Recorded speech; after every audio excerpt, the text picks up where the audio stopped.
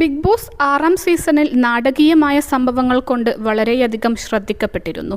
സിജോയെ നേരത്തെ റോക്കി മുഖത്തടിക്കുകയും അദ്ദേഹത്തെ ആശുപത്രിയിൽ പ്രവേശിപ്പിക്കുകയും ചെയ്തിരുന്നു. ബിഗ് ബോസ് ഹൗസിൽ ഇത് ആദ്യമായിട്ടായിരുന്നു ഇത്ര വലിയ ഫിസിക്കൽ അസോൾട്ട് നടന്നത്. അതേസമയം ശസ്ത്രക്രിയ കഴിഞ്ഞ ഇന്ന് ബിഗ് ബോസ് ഹൗസിൽ അപ്രതീക്ഷിതമായി സിജോ എത്തിയത് എല്ലാവരെയും അമ്പരപ്പിക്കുകയും ചെയ്തു. തൻ്റെ ആരോഗ്യസ്ഥിതിയെക്കുറിച്ചുള്ള കാര്യങ്ങളെല്ലാം താരം സംസാരിക്കുകയും ചെയ്തു. മോഹൻലാൽ ഇന്ന് ഷോയിലെത്തി മത്സരാർത്ഥികളോട് എല്ലാം ദേഷ്യപ്പെട്ടിരുന്നു. അതേസമയം വീക്കെൻഡ് എപ്പിസോഡിൽ മത്സരാർത്ഥികളെ നിർത്തിപ്പൊരിക്കുന്ന മോഹൻലാലിനെയാണ് കണ്ടത്. സിജോക്ക് പരുക്ക് പറ്റിയത് ഒരാൾ പോലും അന്വേഷിച്ചില്ലെന്നായിരുന്നു മോഹൻലാൽ ചൂണ്ടിക്കാണിച്ചത്. മത്സരാർത്ഥികൾ ഇത് കേട്ട് തല താഴ്ത്തുന്നതും കാണാം. ബിഗ് ബോസ് ഹൗസിലെ ഗുരുതര നിയമലംഘനമാണ് സിജോക്ക് അടിയേറ്റ സംഭവമെന്ന് മോഹൻലാൽ അഭിപ്രായപ്പെട്ടു. ആകെ 2 പേരാണ് ബിഗ് ബോസിനോട് സിജോയെക്കുറിച്ച് അന്വേഷിച്ചത്. അത് ശ്രീരേഖയും ശരണ്യയുമാണെന്ന് മോഹൻലാൽ പറഞ്ഞു. ബാക്കിയുള്ളവരൊന്നും അതിന് മുതിർന്നില്ലെന്നും മോഹൻലാൽ മത്സരാർത്ഥികളെ വിമർശിച്ചുകൊണ്ട് പറഞ്ഞു.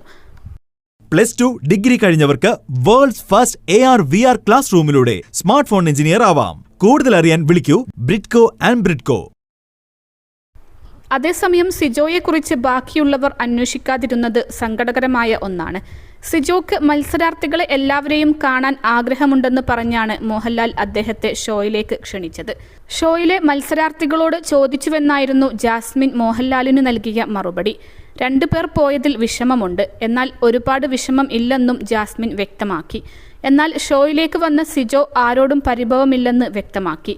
തന്നെക്കുറിച്ച് ആരും ചോദിക്കാത്തതിലും പ്രശ്നമില്ല, എല്ലാം ഗെയിമിൻ്റെ ഭാഗമായിട്ടാണ് എടുത്തതെന്നും സിജോ വ്യക്തമാക്കി. അതിനുശേഷമാണ് തൻ്റെ ആരോഗ്യസ്ഥിതിയെക്കുറിച്ച് സിജോ വ്യക്തമാക്കിയത്. വായിൽ കുറച്ച് പുതിയ അതിഥികളുണ്ട്, താടിയൊക്കെ എടുത്തു, ചെറിയൊരു ഓപ്പറേഷനും കഴിഞ്ഞു, വായിൽ 4 സ്ക്രൂവുണ്ട്, ബാൻഡേജ് ഉണ്ട്, ഭക്ഷണം കഴിക്കണമെങ്കിൽ സമയമെടുക്കും, 2 ആഴ്ച കഴിഞ്ഞാലേ അത് സാധ്യമാകൂ, നിലവിൽ ജ്യൂസ് മാത്രമേ കുടിക്കാനാവൂ എന്നും സിജോ പറഞ്ഞു. പ്രേക്ഷകരോട് മാത്രമാണ് എനിക്ക് 100% ആത്മാർത്ഥതയുള്ളത്. ബിഗ് ബോസ് ഒരിക്കലും ഒരു കാളപ്പോരോ അടിപിടിയോ അല്ല.